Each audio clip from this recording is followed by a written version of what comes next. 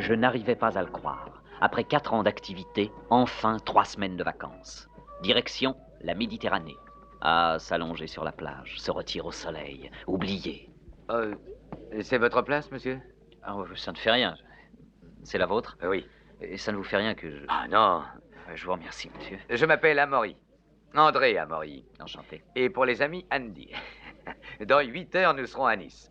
La Méditerranée en 8 heures, c'est formidable. C'est votre premier voyage, monsieur? Drake, je l'ai fait plusieurs fois. Sans doute pas aussi souvent que moi, je parie. Pour affaires? Non, vacances. Je dis toujours quand viennent les vacances, l'Amérique, c'est assez bon pour moi. Non, je vous en prie, laissez-moi donc faire. Il faut la serrer. Non, laissez-vous montrer. J'ai l'habitude. Oui, bien sûr, excusez-moi. Chacun voit, comme on dit, midi à sa porte, n'est-ce pas? Tenez, jetez un coup d'œil. Regardez s'il n'y a pas de quoi vous donner la nostalgie. Oui, je comprends. Mais il me semble que nous nous sommes déjà rencontrés. Oh, je crois que je me rappellerai si j'avais eu le plaisir de vous connaître, monsieur Drake. Non, mais je suis sûr de vous reconnaître. Oh, non. Ça devait être quelqu'un qui me ressemblait. Et ma femme a l'habitude de dire, Andy n'oublie jamais un visage. Oui, moi c'est le contraire, mais je ne crois pas me tromper. Vous voulez me prêter votre journal? Mais je vous en m'intéresse prie. beaucoup au potin.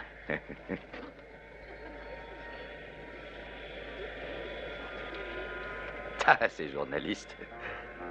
Monsieur Amaury m'avait paru désagréablement surpris quand je lui avais dit qu'il me semblait le reconnaître. Il s'en était arrêté de parler. Et c'était vrai, je l'avais déjà vu quelque part. Mais où? J'avais 8 heures devant moi pour résoudre le problème. Et soudain, je me rappelais. J'avais vu sa photo ou celle de son sosie dans notre fichier à Washington.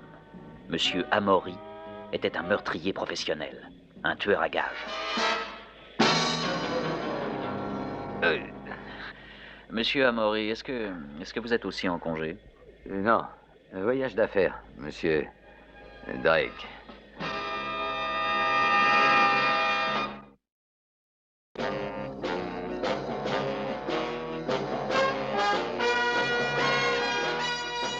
Tous les gouvernements ont leurs services secrets. En Amérique, c'est le CIA. En France, le 2e bureau. En Angleterre, le M15. L'organisation atlantique a le sien aussi. Dans les cas difficiles, on fait appel à moi ou à quelqu'un dans mon genre. Oh, je me présente. Je m'appelle Drake. John Drake.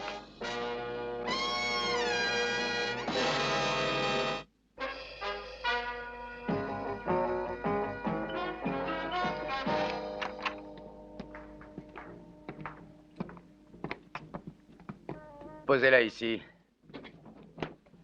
Ah, excusez-moi, mon garçon, je n'ai pas de monnaie. Je vous reverrai tout à l'heure. Votre clé, monsieur.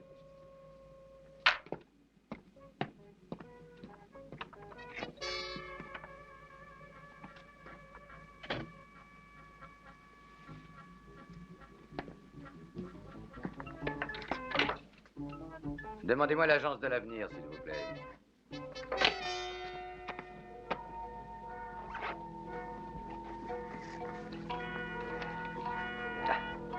Un cadeau pour un client.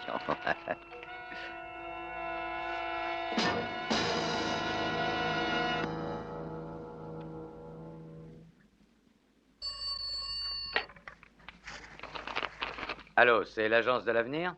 Je voudrais parler à Georges. C'est toi, Georges? Ici Andy. Oui, Andy. Je viens d'arriver. Chambre 608. Tu viens tout de suite? D'accord, je t'attends.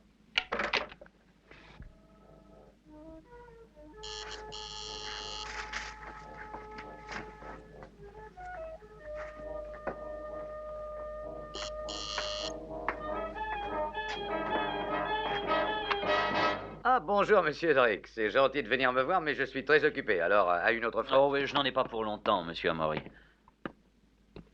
Vous êtes en voyage d'affaires, m'avez-vous dit? Oui. En effet. Eh bien voilà, je possède de très nombreux correspondants dans le sud de la France et j'ai pensé que je pourrais vous recommander à eux. Oh, c'est très aimable à vous, monsieur Drake, mais mes affaires sont un peu, comment dire, spéciales. Oui, je sais. Que voulez-vous dire? Comment ce que je veux dire? Qu'est-ce que vous savez au sujet de mes affaires? Rappelez-vous que je vous ai dit que nous nous sommes vus. Oui, je me rappelle, mais c'est faux. En effet, c'est votre photo que j'ai vue, au fichier à Washington. mais pas sous le nom d'André Amaury. Non? Non, l'affiche portait Andrea Samari. André Amaury est assez rapprochant, n'est-ce pas? Tourne-toi. Allons, tourne.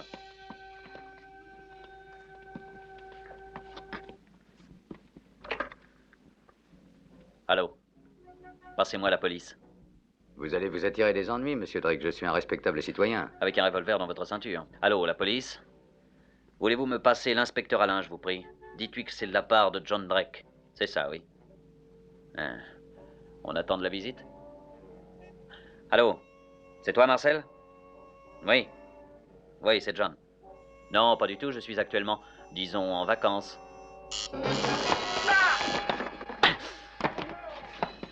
Allô, Marcel? Marcel, rends-moi un service. Envoie immédiatement quelqu'un chambre 608, hôtel Miramar, qu'il emmène l'homme qu'il y trouvera. D'accord? Merci, à bientôt.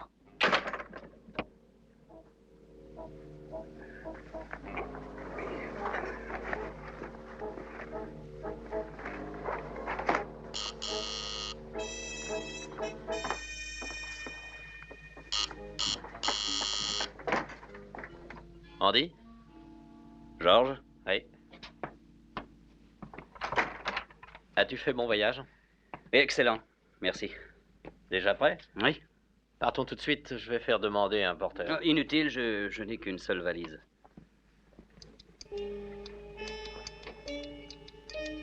Eh bien, on y va.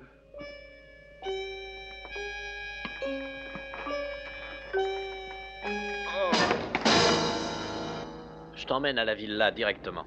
Parfait. C'est une chance que l'actuel entraîneur ait démissionné. Ah oui. Tu n'es pas du genre causant, hein? On me paie pour me taire. Quand je suis allé mettre le grand patron au courant de l'affaire, il a dit « J'ai justement le gars qu'il faut. Le seul qui joue à la fois sur les deux tableaux. » Oui, le patron me connaît bien. Il a le sens de l'humour, le patron. Maintenant, écoute, Andy.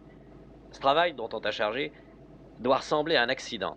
C'est d'une grande importance. À aucun prix, la police ne devra conclure au meurtre. Il ne s'en fasse pas, je suis le spécialiste des accidents. Bon. Mon client nous paiera un bon prix et ne tolérera pas la moindre erreur. Ne t'en fais pas, il n'y aura pas d'erreur. C'est mon client qui est nerveux. Bon, ils sont tous nerveux, autrement ils le feraient eux-mêmes. Je le verrai et le rassurerai. Tu ne le rencontreras pas. Pourquoi? Je suis la seule personne qui sache qui il est.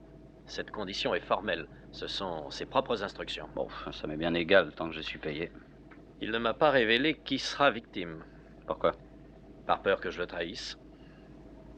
Pourvu que je le sache. Tu seras seul à savoir qui ce sera. Comment? Tu vas recevoir un portrait. Rien qu'un portrait dans une vulgaire enveloppe. Et la personne qui est sur la photo est celle qui doit subir un accident. Un bel accident.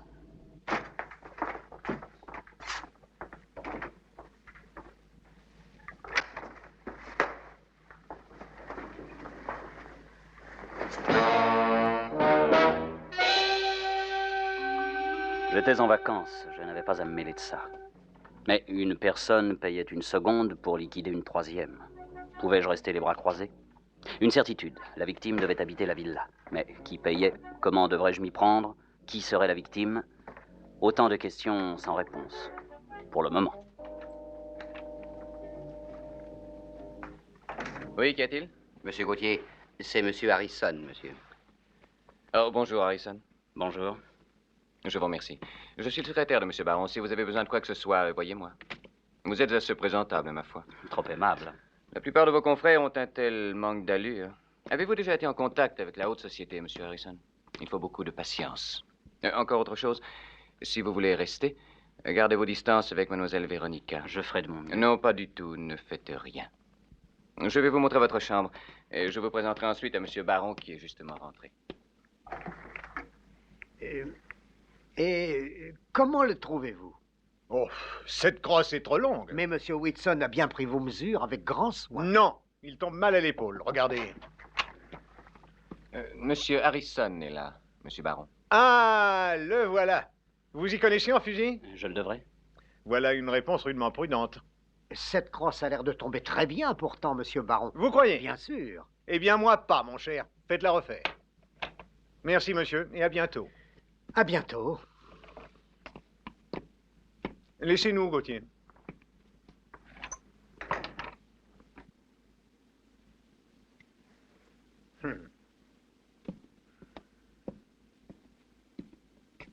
Approchez. Voilà une petite partie de ma collection. Maintenant, voyons de quoi est capable le prudent monsieur Harrison. Oui.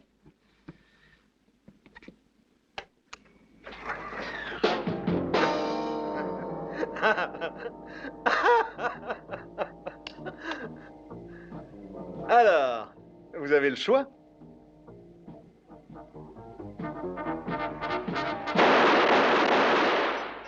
Quelle précision, et la gâchette est d'une douceur. Ouais, vous êtes rudement bien entraîné. Reposez là. Vous faites du tir au pigeon d'argile? Bien sûr. Tant mieux. Les championnats commencent la semaine prochaine. Le tir au pigeon d'argile est mon sport favori, mais je manque un peu d'entraînement depuis quelque temps. Il va falloir que je m'y remette sérieusement. Ah, Véronica, ma chérie. Voici la personne que nous attendions. Monsieur Harrison, ma nièce, mademoiselle Baron. Très honoré. Bonjour, monsieur Harrison. Vous êtes là depuis quand? Je viens d'arriver. Alors j'espère que monsieur Gauthier s'est occupé de vous. Ah oui, je vous remercie. Je veux que vous vous sentiez chez vous ici. Comptez sur moi. Nous pourrions, si cela ne vous fait rien, commencer dès maintenant. Pas d'objection? À votre entière disposition, mademoiselle. Alors rendez-vous dans un quart d'heure. C'est ça. Veuillez vous asseoir, monsieur Harrison. Merci. Ah, je vous recommande, ne la découragez pas, Harrison. Elle essaye, mais elle ne fait pas de progrès. Enfin, ça l'occupe. Merci.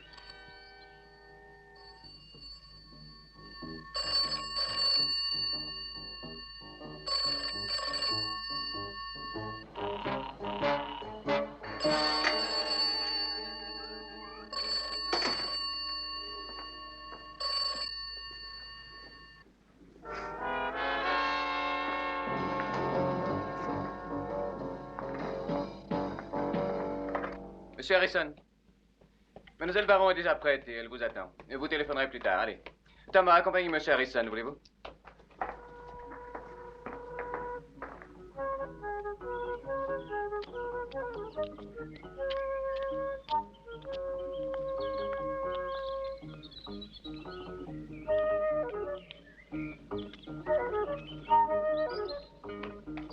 Mademoiselle est là-bas.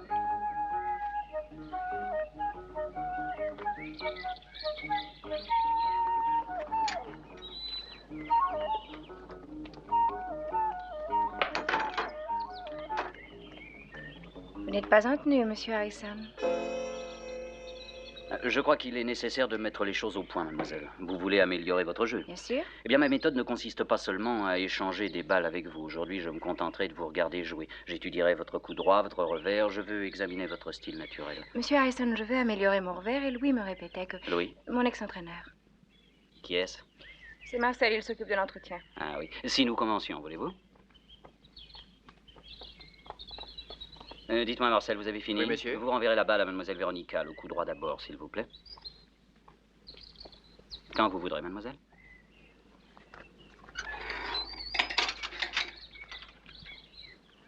Je commençais à comprendre ce que Georges avait voulu dire en parlant de jouer sur les deux tableaux. L'un des tableaux était le tennis, l'autre, le meurtre. J'allais avant peu recevoir une enveloppe avec une photo, ce qui me permettrait de prendre enfin des dispositions me permettant de remettre l'affaire entre les mains de la police.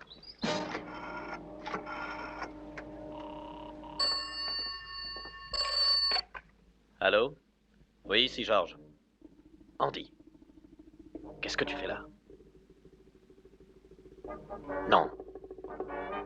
Compris. Attends-moi, je viens tout de suite.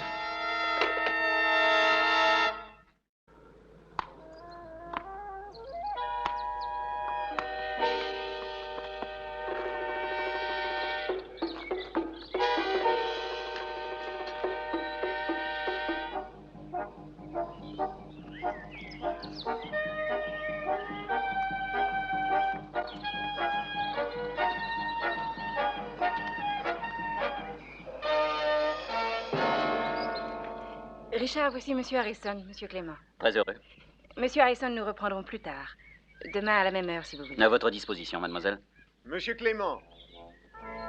Monsieur Clément, je ne désire pas vous voir ici. Nous étions bien d'accord. Enfin, monsieur Baron croyait que... Veuillez vider les lieux immédiatement, monsieur. Je te défends de lui parler sur ce ton. Rentre tout de suite à la maison, Véronica. Je ne suis pas une de tes employées et je n'ai pas d'ordre à recevoir de toi. Vraiment. C'est bon, Véronica. Je vide les lieux.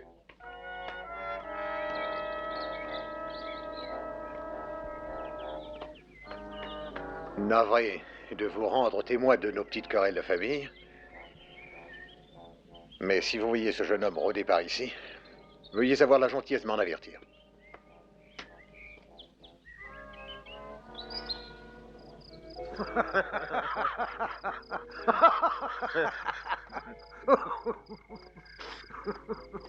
Le courrier, monsieur. Merci.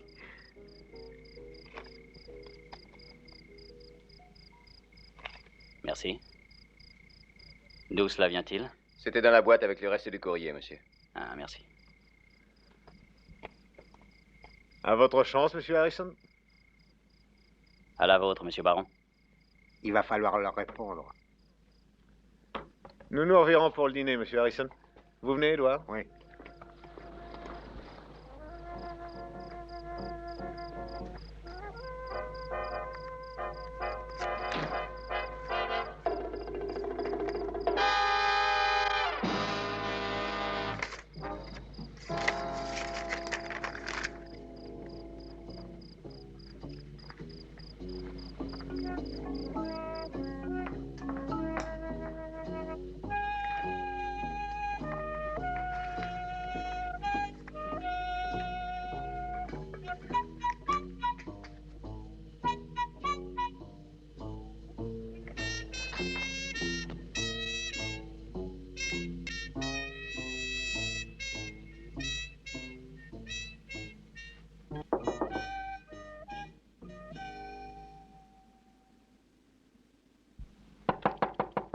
Yes?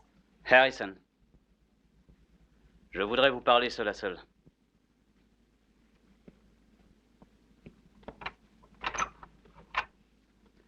Vous permettez? Fermez la porte. J'ai de mauvaises nouvelles pour vous. Mauvaise nouvelle? Oui, mademoiselle. Vous courez un grave danger. Expliquez-vous, monsieur Harrison. Oh, sachez d'abord que mon nom n'est pas Harrison, que je ne suis pas entraîneur de tennis. Tenez, voici ma carte. Que faites-vous ici, monsieur Drake? En quoi vous intéresse-t-on et pourquoi suis-je en danger? Mademoiselle, est-ce que vous connaissez quelqu'un qui pourrait profiter de votre mort? Je vous demande si vous connaissez quelqu'un qui pourrait bénéficier de votre mort. Mais bien sûr que non, à part part peut-être qui, je vous prie? mon oncle. Mais c'est quel un profit vrai peut-il en tirer? semblable. Eh bien, je suis une héritière, je possède une grande fortune, mais je suis mineure. Mon oncle est mon tuteur. Et ce n'est pas une raison pour essayer de vous tuer, à moins qu'il n'ait de graves soucis financiers. Non.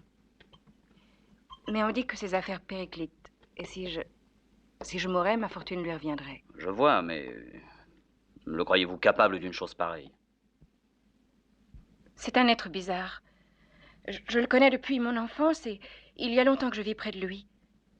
Eh bien, il m'a toujours fait peur. Je crois... Vous croyez que? Monsieur Drake, j'ai peur. Faut-il appeler la police? Oui, appelez-la. Mais si vous avez peur de lui, pourquoi vivez-vous ici? Il est mon tuteur, voyons. Oh, Thomas, demandez-moi la police, c'est urgent. Votre père devait avoir une grande confiance en lui pour lui confier votre tutelle, vous ne croyez pas? Oh, mon oncle inspire à tout le monde une grande confiance. Oui. Êtes-vous sûr? Il me dit qu'il ne peut l'obtenir, que notre ligne est dérangée. C'est curieux. Monsieur Drake, j'ai peur. Il faut avertir la police. Il y a un téléphone dans le hangar à bateau sur la plage, une ligne indépendante. Pour aller plus vite, passez par le jardin. Dépêchez-vous. Oui, j'y vais. Fermez à clé.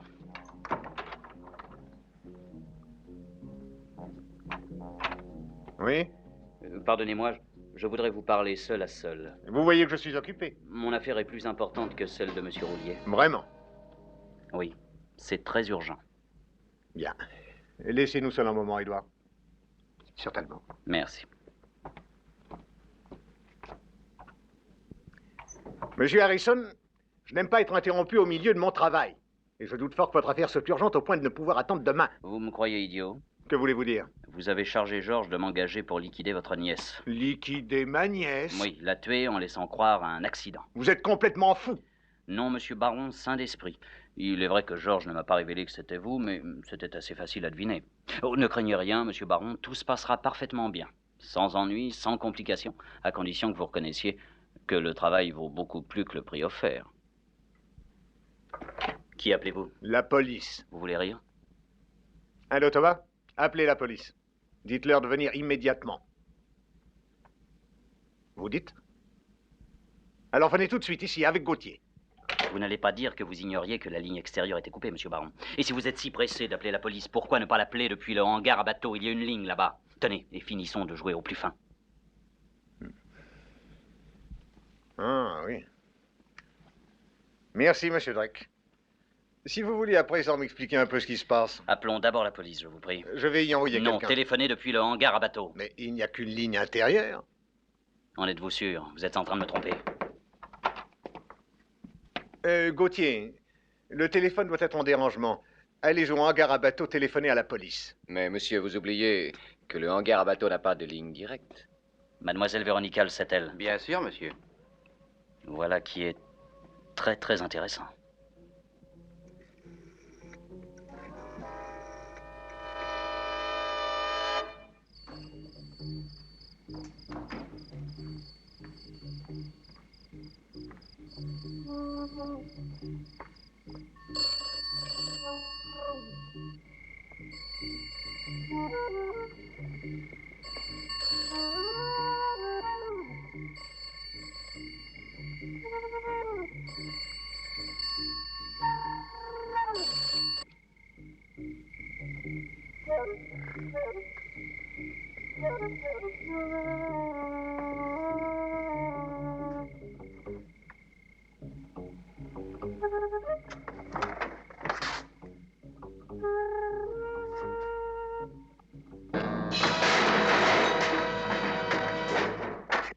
Eh bien, monsieur Drake. Ça peut aller vite, ça peut aller doucement en faisant durer le plaisir. Que voulez-vous? Qui t'a mis sur la piste? As-tu mis la police au courant? Oh, vous n'allez pas vouloir le croire, mais il s'agit d'une coïncidence. J'ai vu la photo d'Amory dans le fichier à Washington. George a cru que j'étais Amory. Je ne l'ai pas détrompé, mais j'ai joué le jeu absolument seul. Tu mens. Non, c'est vrai. Vous avez eu une riche idée, Richard, en m'envoyant la photo de Véronica au lieu de celle de la vraie victime. La ferme. Celle de monsieur Baron. Eh oui, Richard, un bel avenir s'ouvrait à toi. Marié à Véronica, après t'être débarrassé d'un tuteur trop clairvoyant, tu devenais un des hommes les plus riches de la côte. Tu vas la fermer? Mais il ne faut pas avoir confiance en ses héritières, ne sachant s'y prendre. Elles avouent vite. T'es un menteur, c'est elle qui nous a prévenus. C'est ce que je voulais savoir. Ça suffit. As-tu réussi à prévenir la police? Non, pas moi, mais d'autres l'ont fait. Allez-y, monsieur Baron!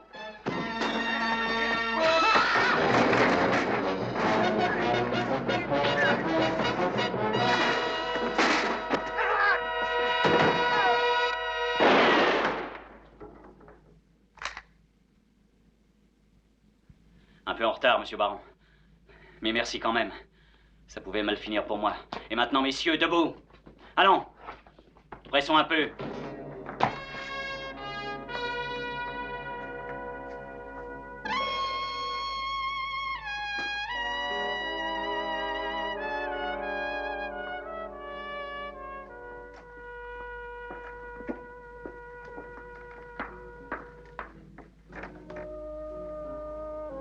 Arthur Baron était peut-être un homme très autoritaire, mais c'était au fond une nature généreuse. Il avait compris que Véronica ne s'était pas vraiment rendu compte de la gravité de son acte. Et j'étais sûr qu'avec le temps, il finirait par le lui pardonner.